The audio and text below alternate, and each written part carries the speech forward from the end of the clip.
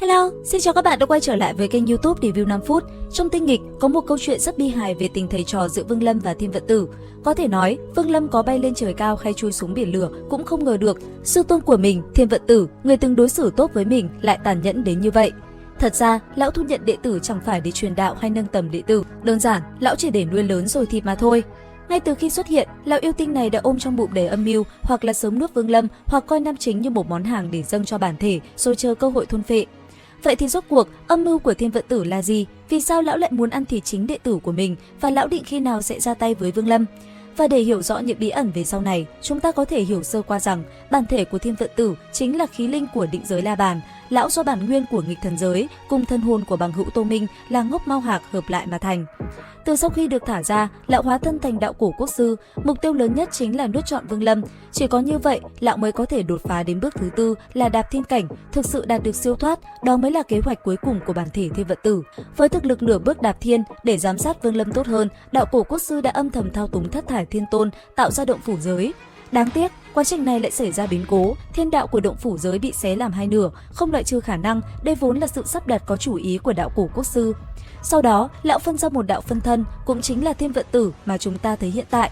Phân thân này nuốt mất một nửa thiên đạo, nửa còn lại thì hóa thành U Minh thú. Quay trở về hiện tại, Thiên Vận Tử nổi tiếng là tính toán không sai một bước, để có thể trong động phủ giới an toàn và nuốt trọn Vương Lâm, lão đã bày ra một loạt kế hoạch. Bước đầu tiên, hắn thu Vương Lâm làm đồ đệ, truyền cho hắn một môn công pháp, nó tên là Sát Lục Tiên Quyết, đây chính là lần tính toán đầu tiên.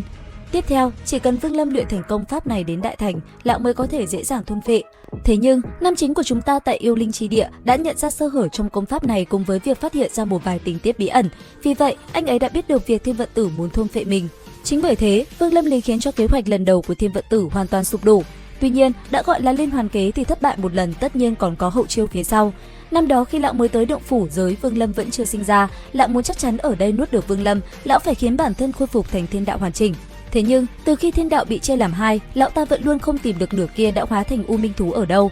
Vậy nên, lão nghĩ ra phương pháp luân hồi thức tỉnh, mỗi một lần thức tỉnh, thực lực của Thiên Vận Tử lại tăng vọt, đến khi hoàn thành 99 lần thức tỉnh, lão sẽ tìm ra U Minh thú và nuốt nó, khôi phục thân thể thiên đạo hoàn chỉnh. Phải nói, quá trình luân hồi thức tỉnh của Thiên Vận Tử cực kỳ kinh khủng. Lần thức tỉnh thứ hai, lão đã nuốt mất 7 phách của thất thải thiên tôn.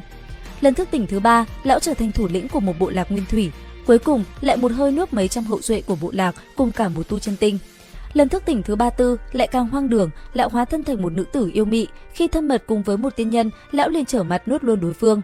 Quả thực, không thể không bội phục lão yêu tinh này. Những lần thức tỉnh về sau, Thiên Vận Tử lập ra Thiên Vận Tông trên Thiên Vận Tinh thuộc Côn Hư tinh vực. Tại đây, Thiên Vận Tông đã cắm rễ hàng chục vạn năm và tiếp tục kế hoạch thức tỉnh.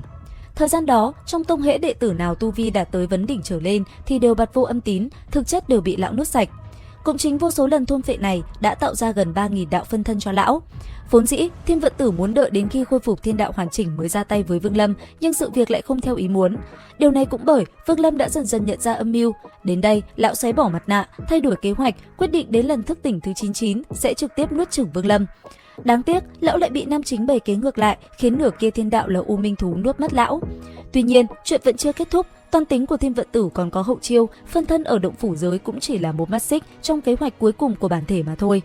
Để có thể nuốt được Vương Lâm sớm thì dĩ nhiên tốt, cho dù không được cũng vẫn có thể giúp bản thể thúc đẩy kế hoạch, bởi vì hết thảy những gì Thiên Vận Tử làm, bản chất đều là để khiến Vương Lâm nhanh chóng trưởng thành và bước ra khỏi động phủ giới. Tiếp theo, tiến đến Tiên Cương Đại Lục, đợi đến khi Vương Lâm trong thái cổ thần cảnh trở nên suy yếu, bản thể của lão sẽ hiện thân mà đoạt xá thân thể của Vương Lâm. Tổng kết lại, tính toán của Thiên Vận Tử thực sự quá thâm sâu, mỗi khi Vương Lâm nghĩ rằng mình đã thoát khỏi dây dưa thì lại rơi trở lại trong vòng bố trí của lão. Bởi vậy, trong lòng Vương Lâm, Thiên Vận Tử gần như trở thành hình bóng cản đường. Nhưng ngay cả Vương Lâm cũng không ngờ, kẻ tính toán khắp thiên hạ như Thiên Vận Tử cuối cùng lại chỉ là một quân cờ trong tính toán của chính mình. Sau này, Vương Lâm đã tự tay bắt lấy khí linh Thiên Vận Tử, nhờ đó đạt được một giới bản nguyên và phục sinh người mình yêu là Lý Mộ Uyển. Có thể nói, kẻ ác nhân thì chẳng thể nào có được kết cục tốt đẹp đúng không nào các bạn? Video đến đây là hết. Xin chào và hẹn gặp lại!